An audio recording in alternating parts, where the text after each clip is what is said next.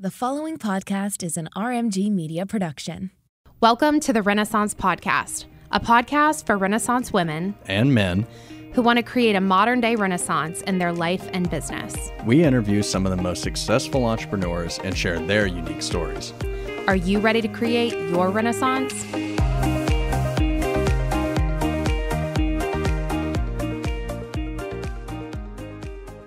It's been a long day. Hey, Alexa, play The Times They Are A-Changin'. Out you, my friend. Tell you all about it when I see you again. We've come a long way from where we began. And all right. Yeah. So why are we singing that song? It's crazy. Well, I haven't done a podcast in a long time. Yeah. I have not. Other than doing voiceovers for clients, I haven't used these mics in a long, long time. But my voice has been on the intro, which I think is so funny. And men. Renaissance women and men. Yeah. So this is my last podcast at Renaissance and my last day in office at Renaissance. As of this episode is coming out on Monday, but as of 4/10, I will no longer be a Renaissance on the payroll. Employee, yeah. Well, I guess I'm gonna work remote until the 12th, but as of 4/15, I will be on a new endeavor completely and will no longer be at Renaissance. So this is my last will and testament. This is my final goodbye. Yeah, I knew pretty much in the first 60 seconds of you telling me the news a couple of Fridays ago that I wanted to have this episode, even though it's a very vulnerable episode. It's a very scary episode because it makes the change that is so coming. The times they are changing. It makes the change so real to me. And I just said this to Ashley. I was like, it hasn't really hit me yet. It won't hit me until next week when we get back from Texas. That my little office is cleaned out. I will walk by your office and you won't be there. Oh God. Oh God. It's so emotional. Like, it really is so emotional. It's a lot. God damn it. I've cried so freaking much. I'm like, am I pregnant? And this, like, March was such a, like, just was a heavy month. It was a very heavy emotional month that I totally didn't anticipate after wrapping the summit. And it was like wrapped the summit, was on this high, and then like got so sick for the first 2 weeks of March because of Sawyer's daycare. Like, so sick. Remember, I got sick and then I got sick again. And you guys everyone in the office was like, "You're sick again? Like, you're so not stupid." I was like, "Yeah, I'm at urgent care." You're like, "You were just in urgent care a week ago." So dumb. I've never been so sick in my life, but that's what happens when you put your kid into daycare for like the first year. You get everything that they get. But the husband doesn't. For whatever reason. That's funny. I feel like I've seen the that wife meme gets punished on Instagram because I'm on Momgram for some reason. I just get hit with a bunch of mom memes and I love them all. I'm like, these are hilarious. That's so funny. Yeah, you'll like send me stuff. But back to why we're here. This is like, I keep thinking about what we're going to title this episode, but it's like literally the end of an era. And like the word era, I feel like is so overused 2023 because of the Taylor Swift. But it's true. Like, Walker and I have been on this Renaissance journey together since December. Well, it was a little bit summer before of 2018. That. I remember when I was in Athens, we started talking, and I remember it being like August or something like that. I was working at BMW and I was so lost. I was 20. I wasn't even 21 yet. And so it must have been like before August. It must have been, early summer or something. And I was just so lost. I dropped out of college, didn't really know what I wanted to do. Just diving into like trying to get into drop shipping, running ads, things like that. And just not really knowing what my future was going to look like. I didn't really know. I knew that I wanted to take a leap. I'm very big on like a taking a leap and like a calculated risk or an uncalculated risk and just kind of saying, screw it, let's do it. So we started talking, and I remember doing random little things. Like I remember reviewing a contract for like Welda's, like a website, whatever, random contract or proposal or something. And I was like, I feel like we could charge more for this for whatever it was. Like I think the proposal was like $1,000 for a website and like $300 a month for whatever. And I was like, no. I don't have any training, but I know you should be charging more. I know nothing about social media marketing, but I know that the rates should be far higher. And so I just remember doing like little things like that, reviewing it and, trying to figure out what would make sense. And I feel like you and I just kept talking because when I worked at BMW, I drove a lot. So I would just call people because I had nothing but time. And then what else do you do when you're driving? You call people. And we just started talking about business and ideas. And I was learning more about ads through the drop shipping stuff and learning more about what you did. And then it sort of, I remember one day I was working and I called Mom and I was like, hey, I don't know, I kind of want to move to Nashville. And she was like, yeah, okay. Like, what is that? That's great. But like, that's up to Sydney ultimately. Like, what are you going to do for money? And you work at a job. And I was like, I know I don't want to do this forever. I want to try something else. And then I think I called you or you called me, and we were, I think both like at the same time about to be like, I want to move, you should move to Nashville. Like it was like one of those types of things. That. And and then that was it. I was like, okay, I'm going to figure out how to get out of my lease. And at the time my best friend Casey was living at home and he was going to school and he was going to try and transfer to Athens and then work at the Mercedes dealership there. And it worked out perfectly. He was able to take over my lease and move in with my other friend, Tony. And we were just it was like kind of a perfect, like everything hit at the same time, and quit BMW and moved up to Nashville. And that's where like really everything just worked. I lived in your guest room. Lived in the basement for a little while, which was kind of nice. Which I live in a townhome so that people can understand the size. It's very small. It's a small townhome. And like, so when we say the basement, we mean a room. It was basically a room. We mean a room that has no windows. Yeah. But I liked it. It's giving dungeon. And at that time, Nick had all of his camping gear and everything in those closets. Oh, God. Which we later turned into our office spaces. And it was the first Renaissance headquarters. It was great. And yeah, we worked up in the guest room. And then eventually we were like, we're expanding this bitch. And we moved down to the basement. We're growing pains. We're scaling.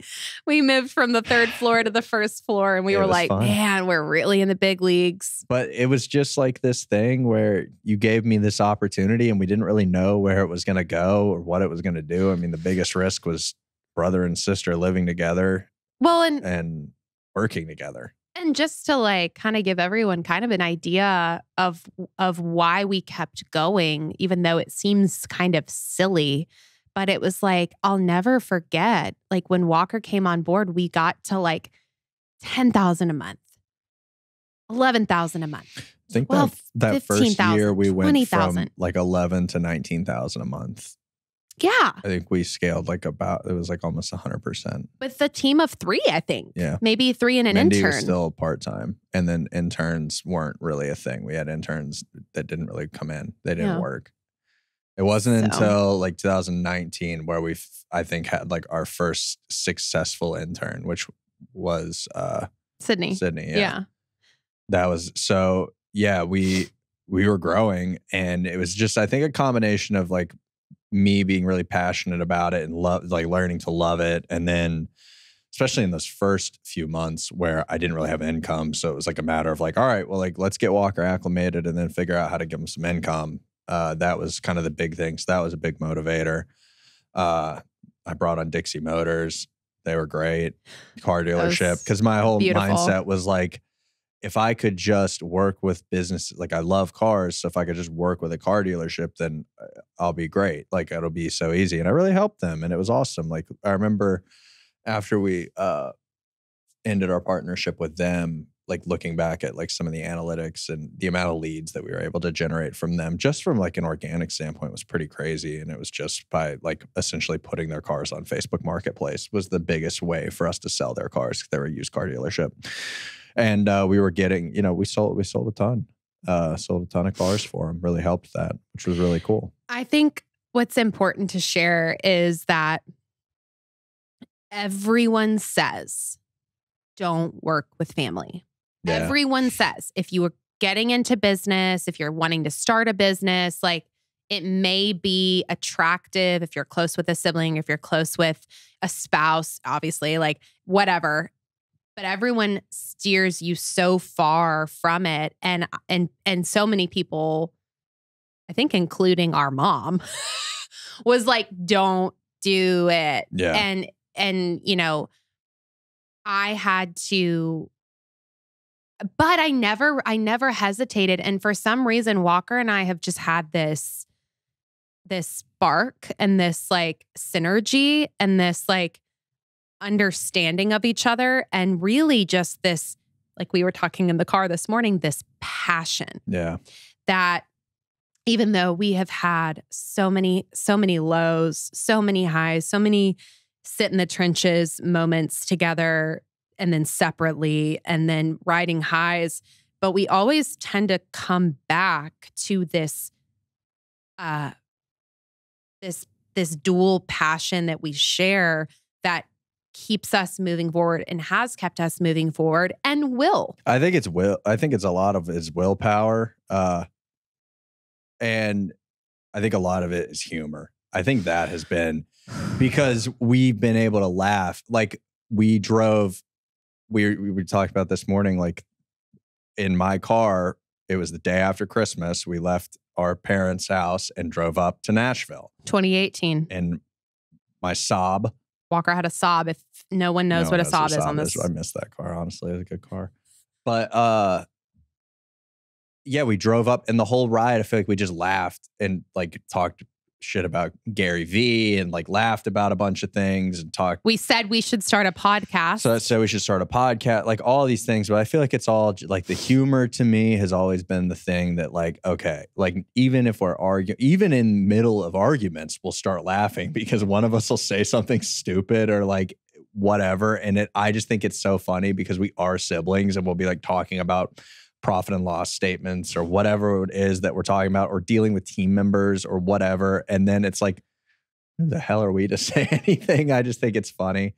But I also think that we have a mutual respect for each other because like you were doing something that I thought was really, really cool and you still are. And now I'm doing it too. And I think it's just like, I think it also has something to do with us being college dropouts and like we were the bad students of the family. Like Mason and Chandler were great students. Yeah. Chandler was in Horizons and was so smart. Mason's damn genius. Like a genius. So smart, yeah. So like, and then you and I are just smart in our own ways. Well, you're different. That's what mom would say. Like our mom would always be like, well, you're confident. You're creative. You're creative. You're not dumb. You're funny. You're funny. You're funny. Yeah, that was always it. So I think that was like, I think our just personalities were synced, but I don't know if I'd ever recommend that someone should work with family. I honestly would say no, because if I wasn't leaving Renaissance, then I don't think that our relationship would have sustained. I think since I've told you that I'm leaving, I feel so much better. And I feel like our relationship is rebuilding. Yeah, I do too. And that was part of the reason why I wanted to leave, because I was like, holy shit, like I'm going to lose that. Yeah. And that was kind of a scary thing. And I think even you were feeling that last year. We had some arguments and it was like, I'm growing, I'm changing. I'm getting married to someone that I love more than anything on this planet. And she's the greatest. Shout out Bailey. And like I'm just thinking about myself and my future and what I want. And I'm changing. And I'm a big I love to change. I love to grow and I like to work on myself. And I love to be introspective and think about ways that I've failed and how I can find solutions to problems. And I love that. And I've always done that as like a young adult. I've always overcome my own problems and talked through them and all that fun shit. But I think that was really scary to you. And it's kind of scary to me too, because it was like it was almost like the flip of a switch where I was just like, oh, like I don't see my future here anymore. And that was kind of a scary thing. And I don't think I handled it that well. But yeah, I think that was just going to be, I just saw like, I was like, if I keep going at this, like if I have resentment or if I'm not getting to where I need to be in my life on my own, then I'm going to take all this anger out on Sydney and then our relationship's going to just erupt. Yeah. And that was what happened last year. We had a breaking point argument. I probably stopped being on the podcast in June. Probably. Like if we trace it back, June of 2023 was hard. We had a massive argument and you know, it was a combo of a bunch of different things, but at the root of what that was, it was my unhappiness with myself because I wasn't getting to where I wanted to be and I couldn't even identify where it was that I wanted to be. And it took a year almost of me searching for that. And then I found it and I wasn't really looking for anything. Well, I was, I guess, subconsciously or like whatever. I was just like going through a journey. It's a journey. I was going through my own thing. And this opportunity presented itself to me, which I'm really, really excited about at a company at a completely different, it's still marketing, but not anything like we've been doing, which is cool because it's going to push me to learn in a new atmosphere, learn new skills, hone my current skills, try new things and grow. And I'm excited to see what I can do as a college dropout in like an actual setting, you know, working for someone else. I just think it's going to be really, really interesting. So I've always had such like, everyone is always like, it shouldn't matter that you're a college dropout. Like, oh, that doesn't matter anymore. I'm like, well, you should see the damn job market because it does. It does matter. And not everyone is an entrepreneur and can be an entrepreneur. And that's a lot of work and it doesn't pay the bills automatically and whatever. It's a process. It's a process. So like, it's not like tomorrow I could have just been like, oh, all of a sudden I'm a 6-figure entrepreneur. Let's do this thing. You know, like that's just not the case. I needed something that could pay the bills and, you know, all that. I don't know. Do I want to keep diving into this? Is this good combo? I don't know. I think it's a really good combo. I mean, definitely Our pod skills aren't sharpened. Right. But I think one thing that has shifted since you've last been in the pod seat in the show is we're more vulnerable on this show than we've been. Well, these chairs help. These are like the just vulnerability chairs. But like what you guys can expect from this show moving forward, and I'm super excited that it's happening with Walker and it happened on our last episode with my new friend Rhea, but it's these conversations that need to be had where everyone peels back this layer of like comparison and something that feels unattainable and the things that maybe people put Walker and I and Renaissance on a pedestal of, like, we want to share this hard shit and like everything Walker is sharing, like nobody would know from following us on social media that we've had knockdown, drag out, screaming, crying fights that were really hurtful to each other and hurtful within our relationships and mentally. And, you know, that is this thing called life that we're on, but that is the real shit that is actually happening within successful businesses.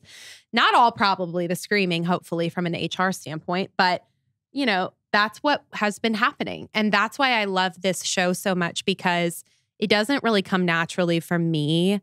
And Rhea Fry really gave me space to feel like I'm allowed to say this last week, but it doesn't come naturally for me to get on Instagram and share my heart and share my reel and share my shit. Maybe one day I'll get to that point.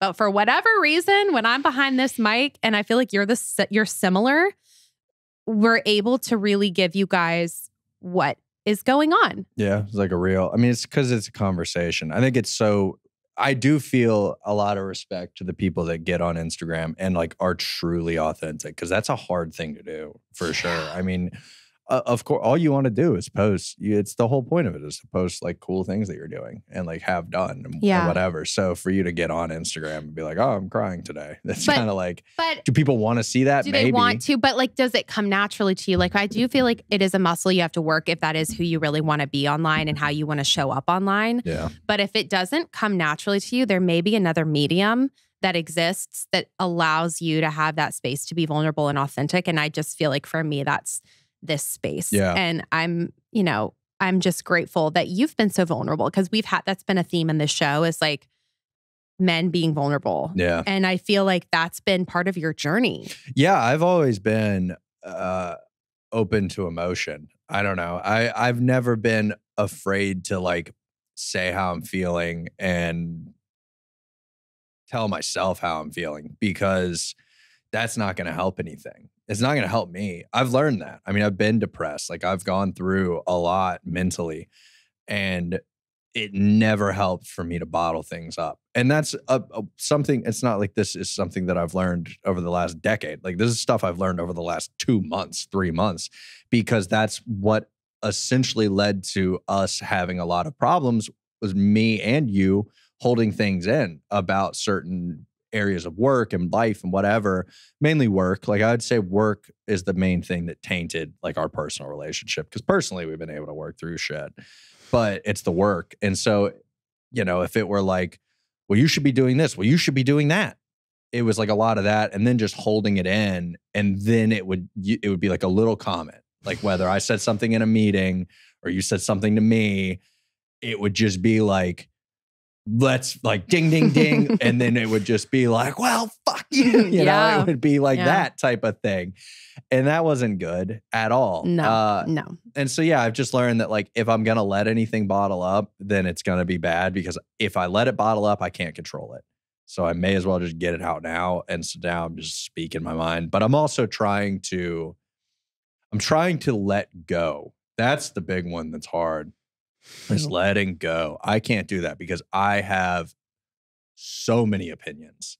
I love opinions. Just so many. And if you ask me a question about anything, I'll get ready. Literally. I will talk. And I love to talk and I love to share my thoughts. I love to hear other people's opinions too. Yeah. And I love to argue. So yeah. I love all of those things. And Bailey is like, why are you arguing with me on this? And I'm like, I honestly don't know. Just because for the sake of arguing. Yeah, just because I think that I should. And she's like, this is stupid. And I'm like, I know. I'm sorry. I have to.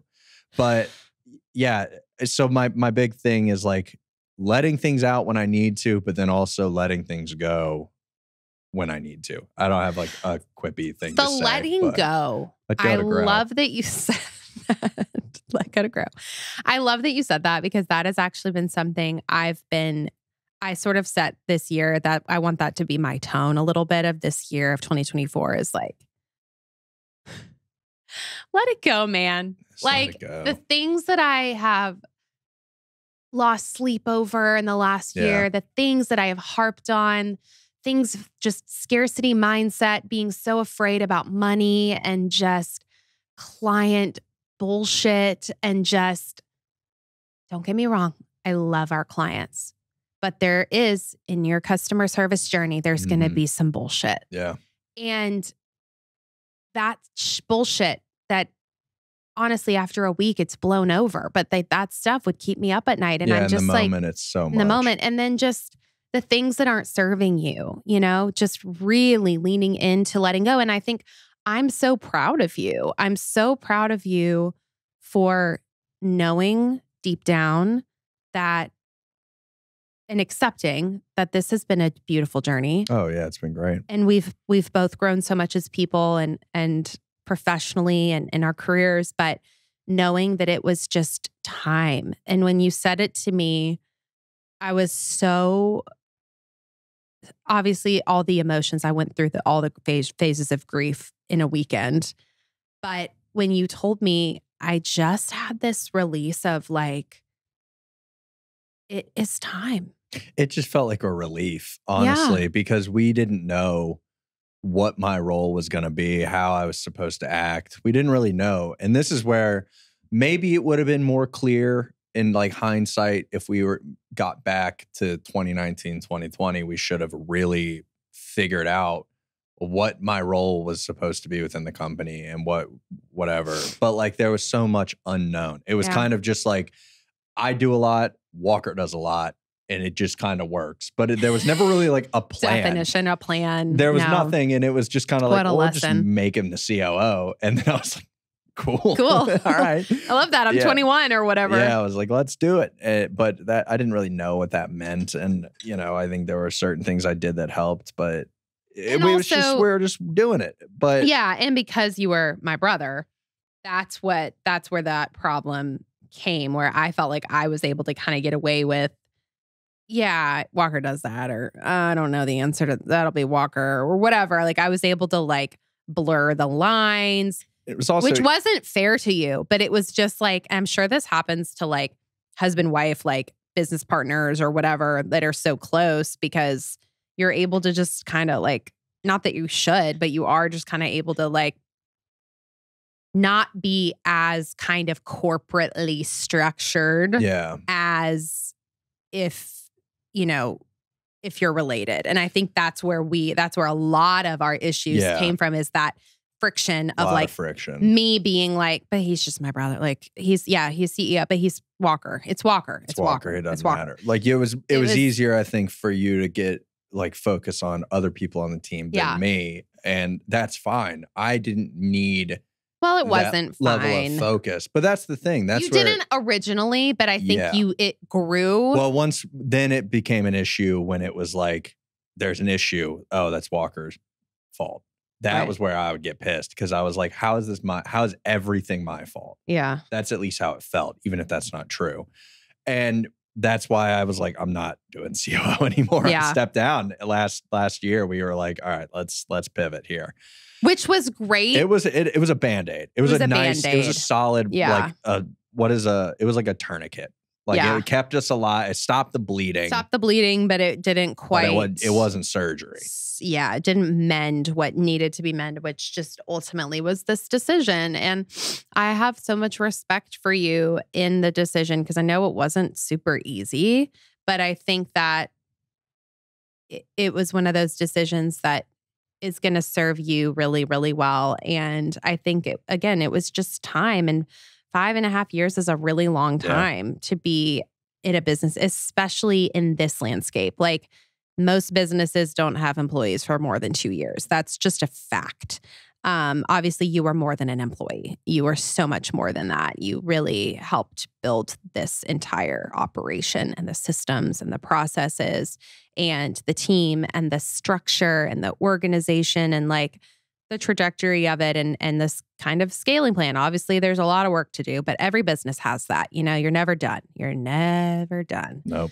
But with, I just had this conversation with Ashley, like, and we never celebrated. We never stopped to celebrate the milestones. I mean, there were times where we would sit on my back porch, which I said to you when you kind of told me the news. And I was like, I just go back to being on the back porch of my house, where I've got a glass of Sauvignon Blanc and you've got a Coors Light, because that was Walker's like cheap beer of choice.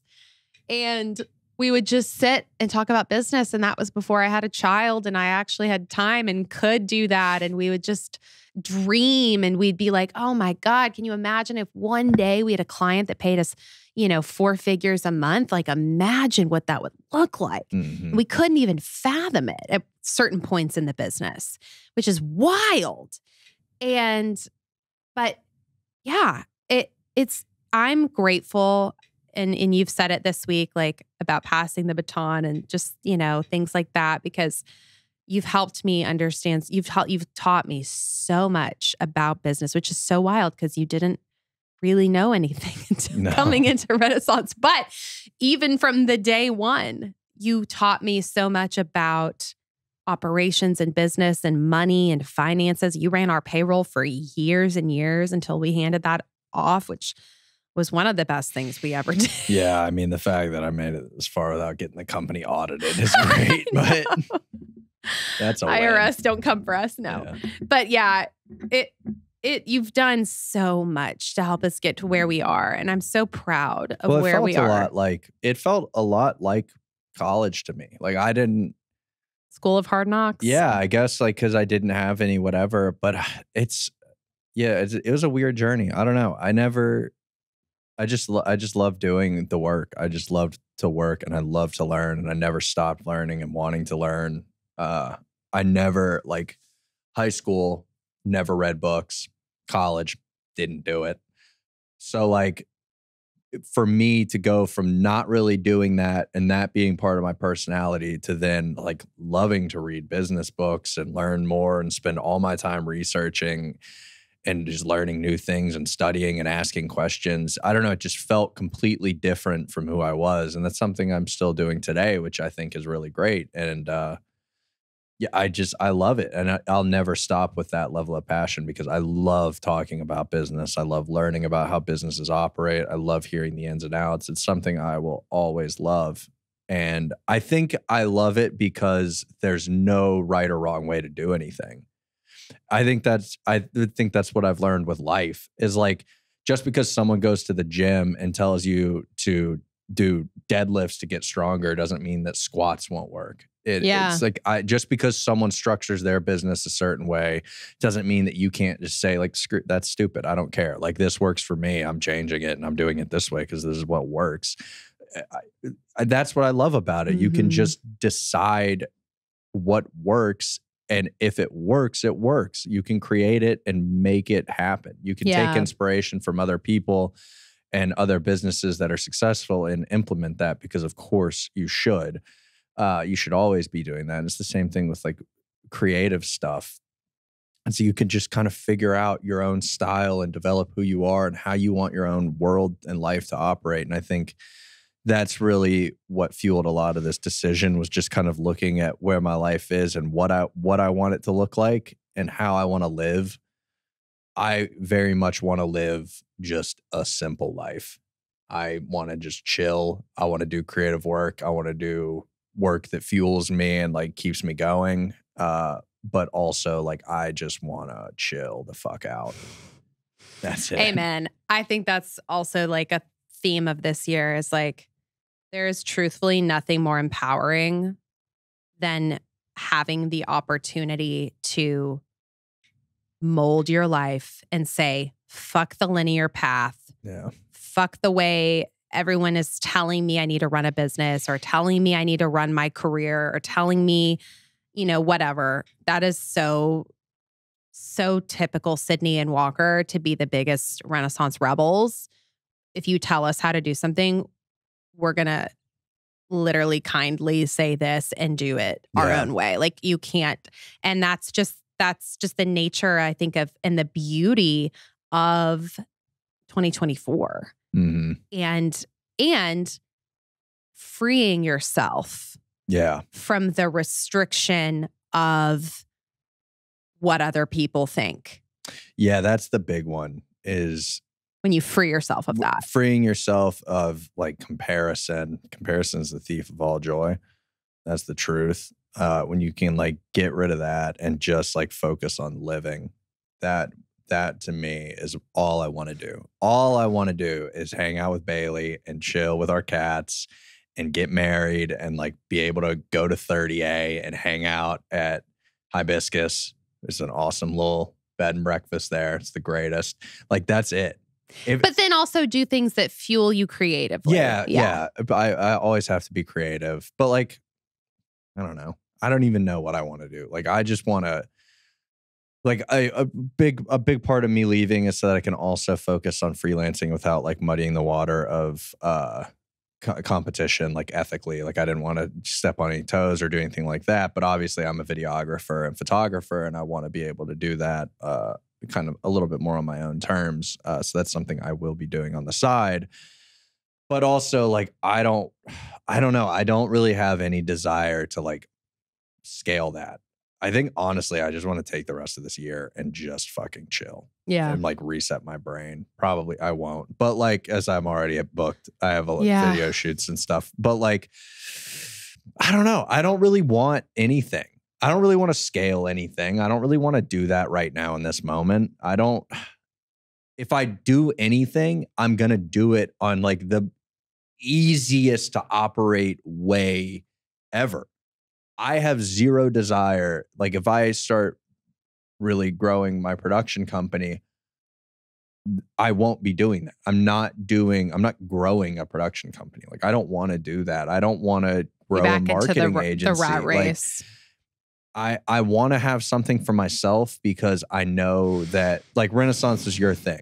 Renaissance is your branding. It's Pink. It's Sydney. It's you. It's women empowerment. Like, I am the last Renaissance man on the podcast, I think. R.I.P. R.I.P. So, you know, it just like made sense for, like, it would never make sense for me to do anything here because it wouldn't be true to like this brand necessarily. As much as I love women empowerment and the women that I've met in business are absolutely incredible.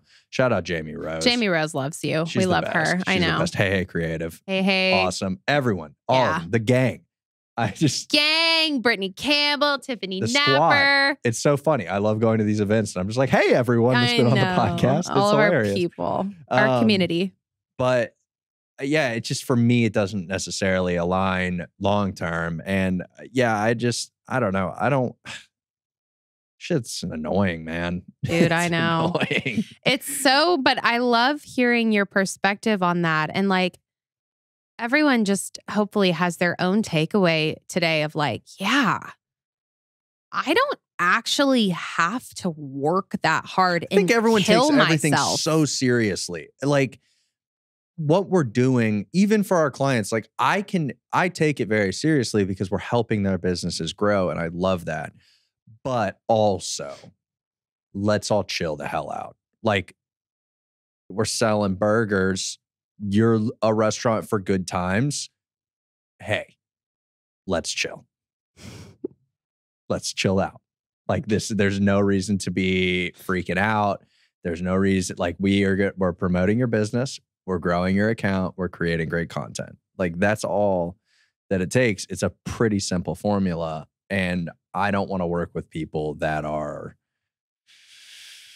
I think, I don't know, I'm trying to choose my words wisely here because I don't want to make it seem like what we do isn't important, because it is. You don't want to kill yourself for the craft of awesome creative and awesome marketing. Like, no one should be.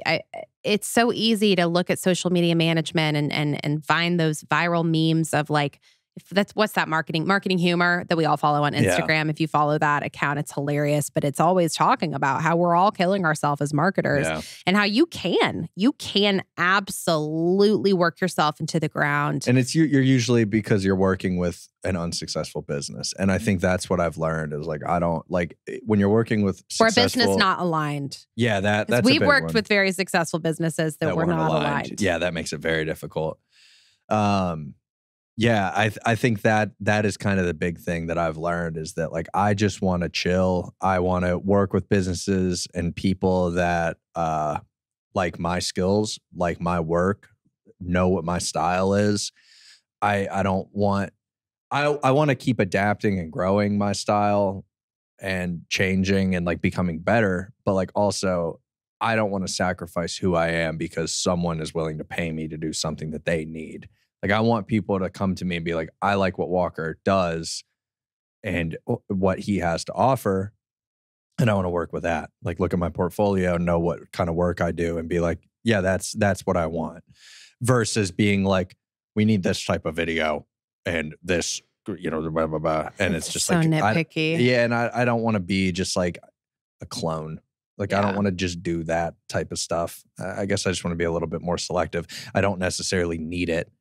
You know, I have another job. I have a job. So like, that's great.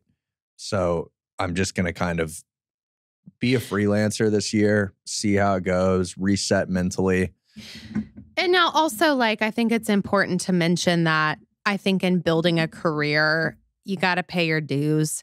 And I think that once you've paid them, there is a timeline of it. There is like a time where you've paid enough dues where you're at that point. And I think we're both there where we're like, and we hit it, I mean, probably a year or two ago, but like, we're like, okay, we've paid the dues in that we've all had the underpaying customer that wants the world and the scope creep. And it's just exhausting and never ending. And it's there's no boundary. There's no end to the communication cycle. There's really no respect from the client side to your side. And so those are the do's that I'm talking about, that Walker's talking about. And I think you just reach a point of mental growth, personal development, and maturity and skill set where you're able to understand and really see your value as a creative and be able to be like, okay.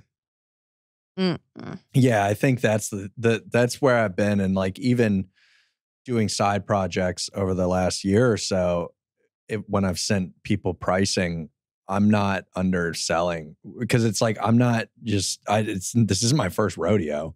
I filmed thousands of videos for clients and project stuff, like big projects, not like it's not like I'm just started holding a camera. And I don't need this. Yeah, I don't need it. So then it's like, sorry, like I don't know what you're expecting, but no, this is what a beautiful place to be as a person that does you know what I mean? Yeah. Like to like not be in that scarcity mindset and to be like, I want to partner with you. I think this sounds great, but here's that price. And I know my worth. I know my value. I know I'm going to deliver. Yeah. You know, and being in that. Like my first wedding quote last year I got, because I never filmed weddings because I was always so afraid of them. And then I second shot on a wedding and it was incredible. And I was like, oh, I got this. Like this is, I've done this. Yeah. I've done this before. This is not like I want to keep doing them. And then I got someone like cold outreached me about a wedding and I sent them pricing and they were like, you haven't filmed a wedding. I'm like, yeah, but I've filmed thousands of videos. I'm a videographer. I'm a videographer. It's not, I understand. But like, yeah, I'm not going to give you basically free work. Like my time to me, like this project is not as valuable as like my weekend.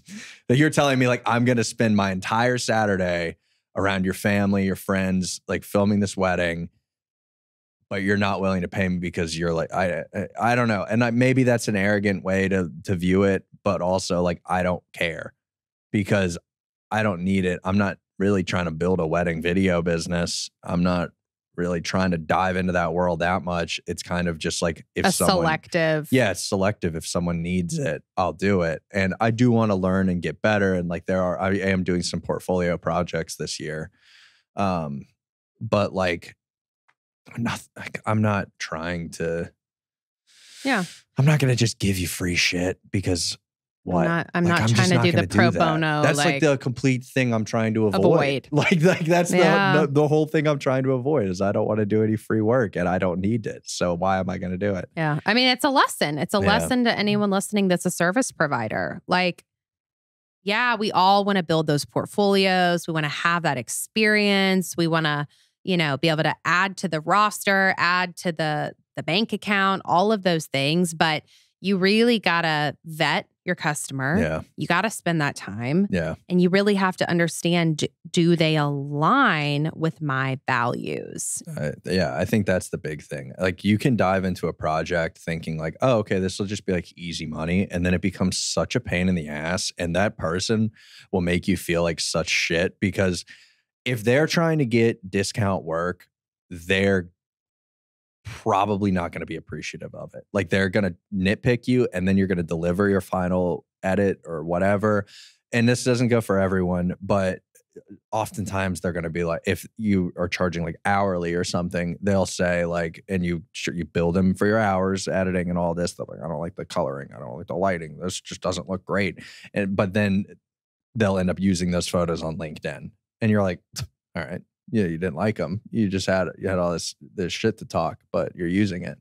Or like you're using those videos and ads. Those ads are giving you money. So like, what are you talking about? They're just nitpicky. I've worked with so many of those types of people. But, I just think like, I think working for free is good if you're working with another creative. If like you're someone that is say another videographer or photographer and they're like, hey, I need a second shooter on this shoot.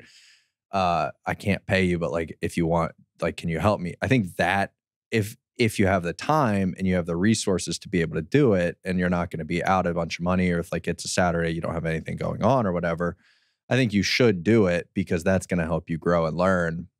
and develop your skills. If you have the opportunity to talk about a rate with that second shooter or being a second shooter and getting like paid for it, then do that too. And especially if you're just starting out. But even me, like I've done some shoots with other people recently, and that helped my brain so much. It helped me learn so much. And like just having someone else's eyes on your final edit is such a positive thing. So I do love that. And it's just good to push yourself and then shoot content for yourself and things like that. But I don't know. It's like, it's not burnout. It's not burnout that I felt in the past. I think I'm ready to just move on. Yeah. It's weird.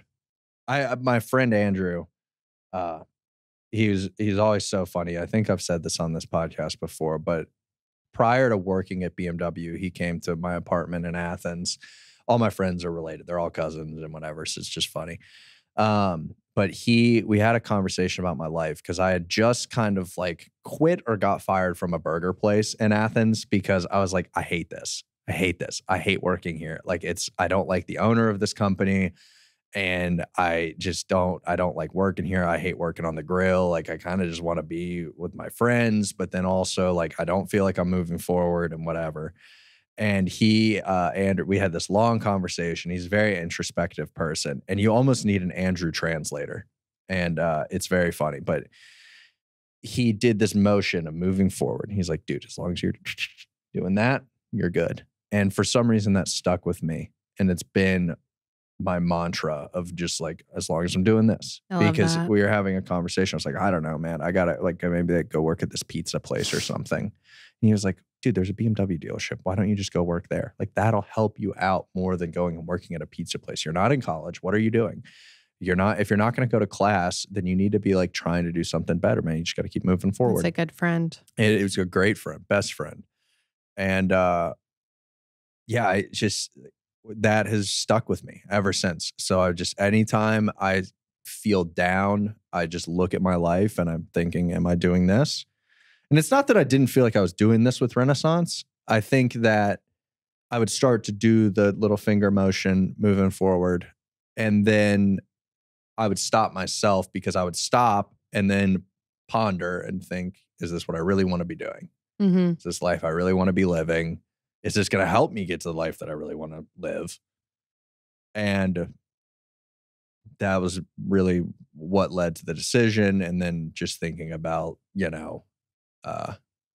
you and our relationship was like, this isn't going to help me where I get where I want to go. And then also it's going to make Sydney and I hate each other. Yeah. And I don't want that because I love Sawyer so much. And like, if I can't see him, if our relationship goes to shit, I'm not going to see him. Yeah. And then we're not going to hang out. And then Nick's just going to be Nick.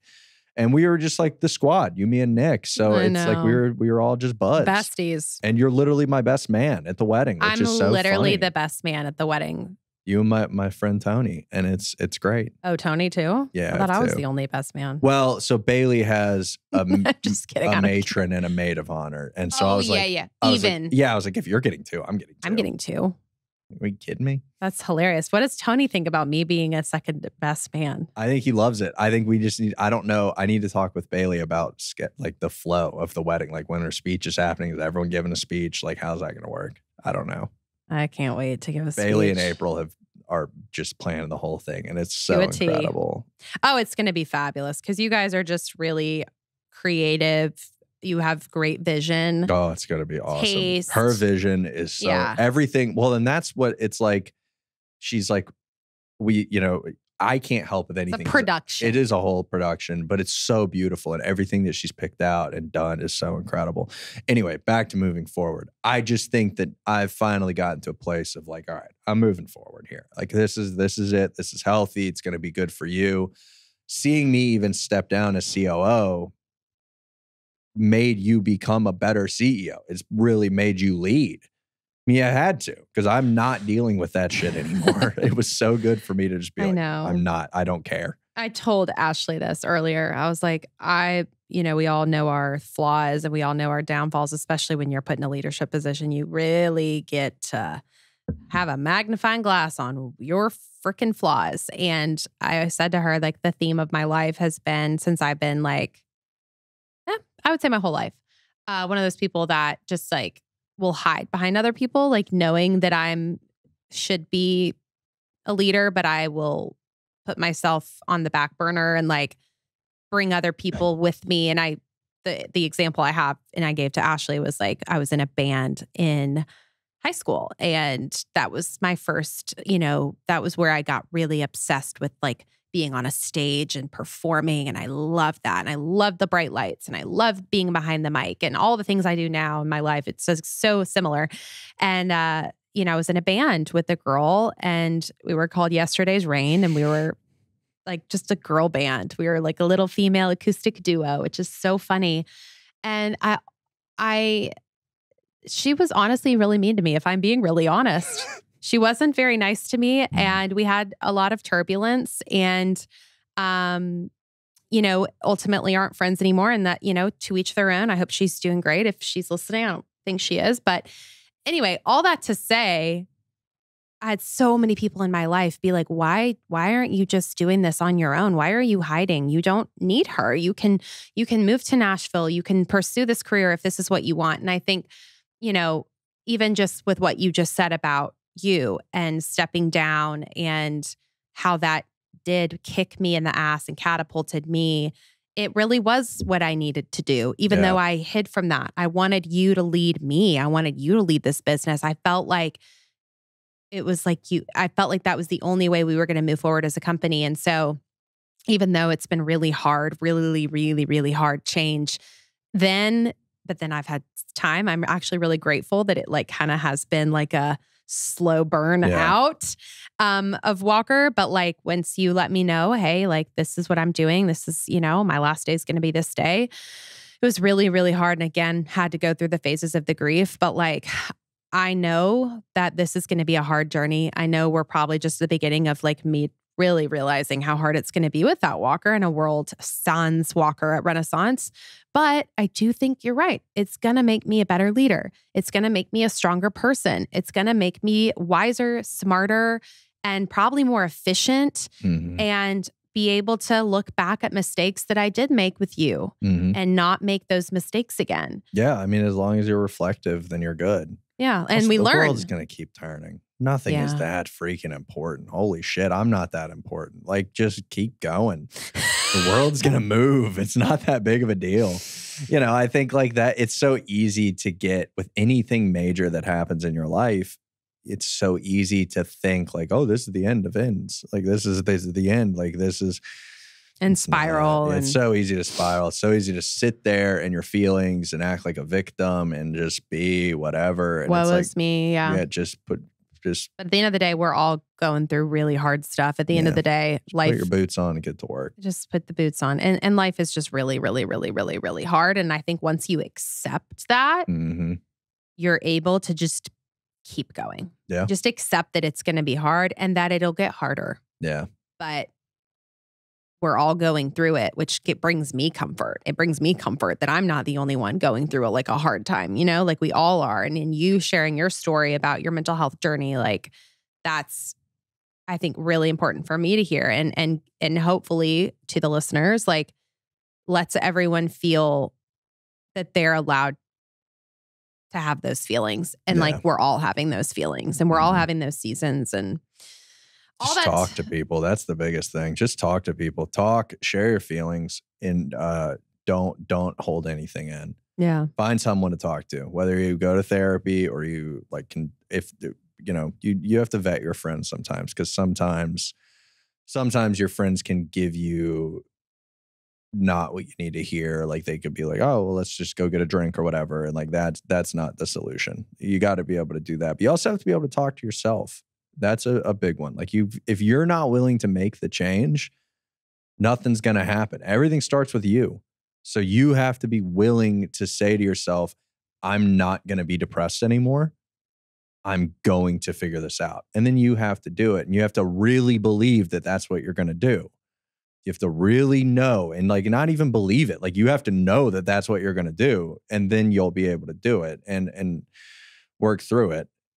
I know there are a lot of people out there that like clinically need support and help, but like even with any problem, it doesn't have to just be depression. It could be any problem that you're going through. You just have, or just like, if you want to change, if you see someone and you're like, I like that I want to be like that person. It's a successful business person. They have whatever. I want to be a business owner like Gary Vee or whatever. Figure that out and become that person. Like you have to do, like, if you want to be that person, figure out how to be that person. You have to tell yourself that's truly what you want, but you have to tell yourself before anyone else can tell you like, oh, you should just do this or you should do that. You should fire that person. You should hire that person. You should structure your business that way. You should make this decision in your life. You should join that company. You should there's so many different things. And you have to just be able to shut all that off and know this is what Walker wants. This is what Sydney wants. And this is who Sydney wants to be. This is who Walker wants to be. I'm going to do everything in my power to get to that person. And I've realized that I feel like I've finally just kind of found who I am and who I want to be. And so now I'm just going to do that. I've stopped caring. I've given up. 0 fucks. Okay. Well, final question. Because this is what the show is going to kind of morph into. It's just going to be an evolution of what we've already kind of done. But the question I'm going to ask all the guests moving forward now is going to be, what does your Renaissance life look like? And how are you going to get there? And you have to do it in kind of like 30 seconds because I'm really hungry. We have tzatziki's. Yeah, we do have tzatziki's. I'm also very hungry.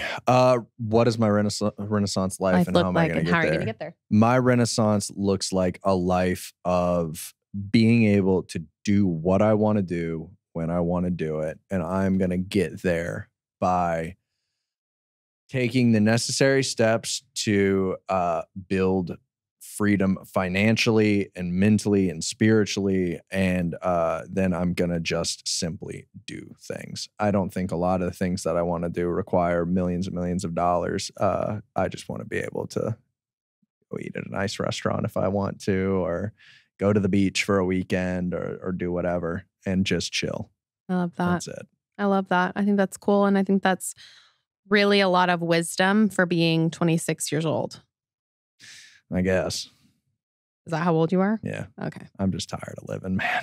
We're just tired. Just tired. That's what the agency world. I get knee pain nowadays. Like I'm too old for this shit. No, I'm just kidding. I'm just getting started. Let's fucking go. Let's go. Final episode with Walker. Thank you, Walker, for last day in office. And Maddie's not here. She's got pneumonia. I know. Love you, Maddie. It's been real. I'm sure the paths will cross again where maybe we'll definitely do things just so everyone knows. Walker's going to freelance for Renaissance. Yeah. I'm still going to be around. Walker's going to be around. He's not going to be a stranger. Well, we're siblings. And that's the thing is we get to just focus on being siblings. Yeah. Which is cool. And focus on that, which will be a neat perspective. I know. I'm ready for that. I'm excited to get back to being family. Yeah. Because that's something we have not had in the last 5 years. No. We really have not. We completely went from being siblings to business, being just all business, which was fun and great. And we definitely had a lot of laughs, but it was just too businessy. And you got to be able to turn that off and family first. Yeah. Yeah. I think that's the most important thing. It really is. On family. Yeah. I mean, I feel that now as a mom more than ever. I'm like, God, the only thing that matters is my family. The only thing. That's the realization that I think that I'm really lucky to have with having a child. Because I think up until that point, you're able to just be super selfish and just be selfish and not really care about it. But now it's like, there's nothing more important. So here's to family. Here's to new beginnings. Yeah. Closing doors. And opening them to use Brittany Campbell's kind of new theme for this spring and with an event coming up. But yeah, you guys check out what Walker's going to change his Instagram handle. So we don't know what it'll be. I don't know what it's going to be. But send him a message if you listen to this episode. Wish him well on his new journey. And we'll see you guys next week. And stay tuned. Season 2 launches soon. Bye.